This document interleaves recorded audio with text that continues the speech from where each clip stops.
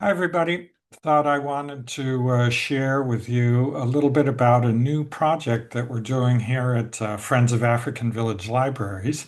And I think I'm going to give a little background on Friends of African Village Libraries, talk about our book production component, and then talk about this science fiction, illustrated science fiction books for young readers that we have in mind and are doing this year, 2026.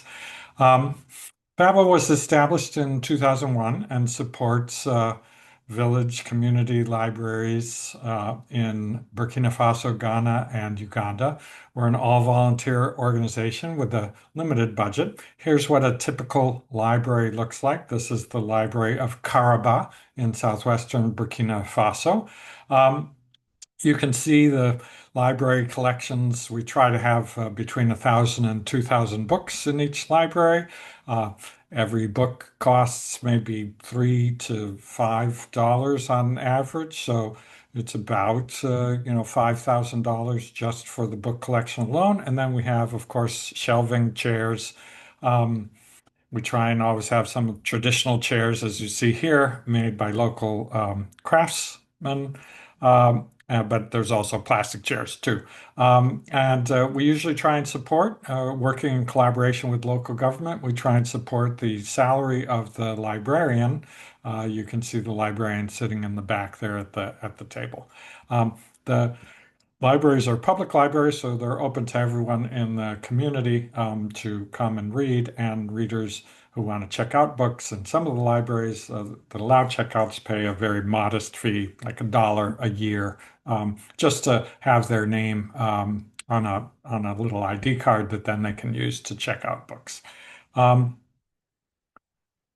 Let me go through here.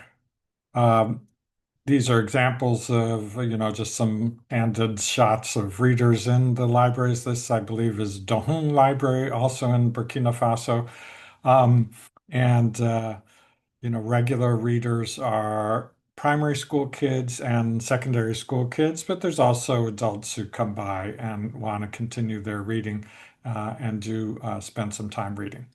Uh, this is the Library of Tikare in northern Burkina Faso, now closed due to the civil war in the region. This was back before the civil war really erupted back in 2017, and we occasionally host reading camps. And this was the group that did a reading camp in the library. In the reading camps, this is another group, but the reading camp in this looks like Dohun, the village library of Dohun. The back of the young girl's shirt says, "I love to read and I take care of books." So when they're in the reading camps, we usually give everybody a T-shirt. Um, so you get an idea of what conditions are for reading. It's very hot, of course, in Burkina Faso. So these kids might be in 95-degree weather as they're spending the week doing reading related activities in the camps.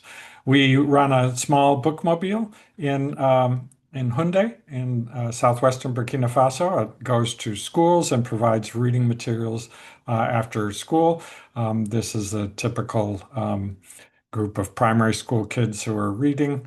Um, this is another shot of the school. We have a couple bookcases that we unload when the bookmobile comes to the school, and there's some benches and mats so kids can sit and read in the after school time in the shade of a tree. Um, you notice that the girl on the right is reading a book called Chasana l'Orpheline, The Orphan Chasana. This is a book that we produce locally. Since about early 2000s, we've been producing local books, often by local authors. These are often low-cost books. We photocopy them. Sometimes they'll have color covers, sometimes not. They'll have cardstock as covers. They cost about $1, $1.50 to print each, so a lot cheaper than purchasing books. Of course, they're not as attractive and durable as a regular published book, but we feel it's more important to get lots of local reading materials that's very relevant to the kids because it's their own lives that are reflected in the books. So we produce a lot of these. We've also produced photo books over the years, mostly by university students who volunteered in the area and have developed photo books. The that this picture, sorry, it's out of order. This is the story of the life of a midwife.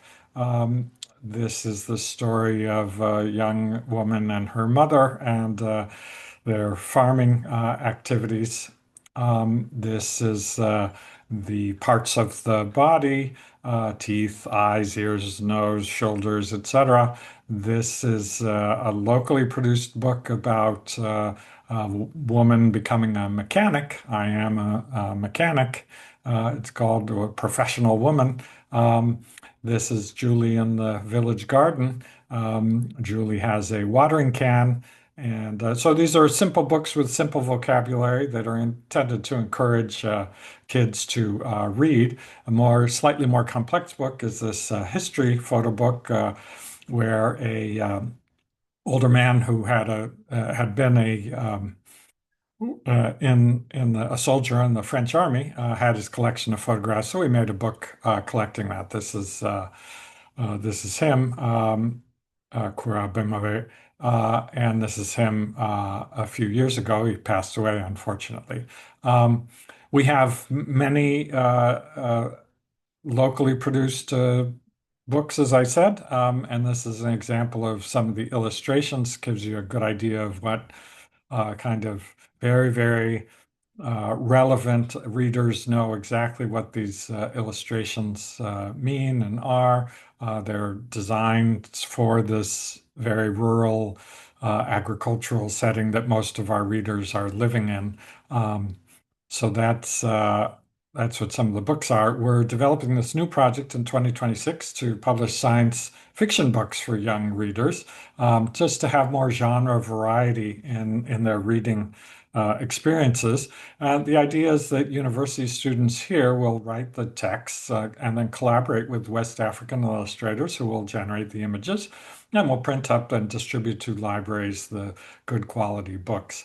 The timeline for this is that we want very short stories, probably between 1,000 and 2,000 words, uh, about 20 pages. So that each page would have an illustration. They could be longer and only have 10 illustrations. So you could have a 3,000 word text that was slightly more complex and that had fewer illustrations.